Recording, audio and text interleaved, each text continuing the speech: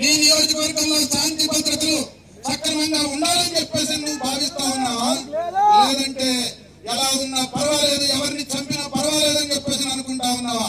బట్టి విక్రమార్క నీకు హెచ్చరిస్తా ఉన్నాం, జాగ్రత్త.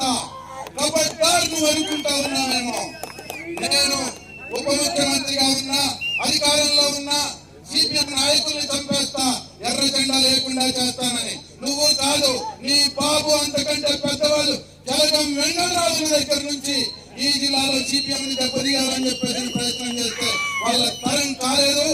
నిత్యం ప్రజల్లో ఉండి ప్రజల కోసం పనిచేసి ప్రజల మధ్యలో ఉండి ఎర్ర జెండా, ప్రజల గుండెల్లో ఉండే జెండా, ప్రజల మనసుల్లో ఉండే జెండా. అందుకని దాన్ని తీసేయాలని చెప్పేసి కలలు కానీ హత్యా రాజకీయాలను ప్రోత్సహిస్తే సహించేటటువంటి పద్ధతి ఉండదు. బాధ్యత వహించాలి, బాధ్యత జవాబు చెప్పాలి, లేదా ఎవరి బాధ్యతలో తేల్చాలి. ఇష్టం వచ్చినట్టుగా గుండాలను పోషిస్తారా, రౌడీలను పోషిస్తారా? ఎంతకాలం ఈ రౌడీలు గుండాలు మన నియోజకవర్గంలో రాజ్యం వెళ్తారు? ఇవాళ కాంగ్రెస్ నాయకులు చెప్తా ఉన్నారు, మా బట్టి విక్రమార్క గారు పప్పు శుద్ధ ఏమీ తెలవదు. మేము అన్నామా బట్టి విక్రమార్క గారు చంపాడనో చంపలేదనో, లేదు చంపించాడనో చంపించలేదనో మేము అన్నామా? కానీ బట్టి విక్రమార్క గారు జవాబు చెప్పాలి కదా. ఎందుకు నీ కాంగ్రెస్ వాళ్ళే చంపుతా ఉన్నారు? ఎందుకు నువ్వు వాళ్ళని వెంటేసుకొని తిరుగుతా ఉన్నావు? ఎంతకాలం ఈ రకమైనటువంటి హత్యాకాండ కొనసాగిస్తారు? ఇక్కడ ఎవరు జవాబు చెప్పాలి?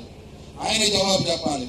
అందుకే జవాబు చెప్పకపోతే ఈ హత్యాకాండ ఇట్లాగే కొనసాగితే ప్రజలు చూస్తూ ఊరుకోరు, ఎర్ర జెండా చూస్తూ ఊరుకోరు. ఎట్లా బుద్ధి చెప్పాలో, ఎట్లా పగ ప్రతీకారం తీర్చుకోవాలో అట్లా ఖచ్చితంగా పగ ప్రతీకారం తీర్చుకుంటారు ప్రజలు అని చెప్పేసి ఈ సందర్భంగా హెచ్చరిస్తా ఉన్నాం. తగిన పద్ధతుల్లో శాంతి భద్రతల్ని కాపాడడంలో పోలీసులు వ్యవహరించకపోతే శాంతి భద్రతల పరిస్థితి సక్రమంగా ఉండకుండా అల్లకల్లోలం తలెత్తే అవకాశం ఉంటుంది. అందుకనే పోలీసు వారిని కోరుతా ఉన్నాం, అధికార పార్టీ ఒత్తిడికి లోనయ్యి ఇప్పుడు వాళ్ళ చర్యలు, వాళ్ళ ప్రకటనలు మీ మీద కూడా ఒత్తిడి చేసేటట్టుగా ఉన్నాయి.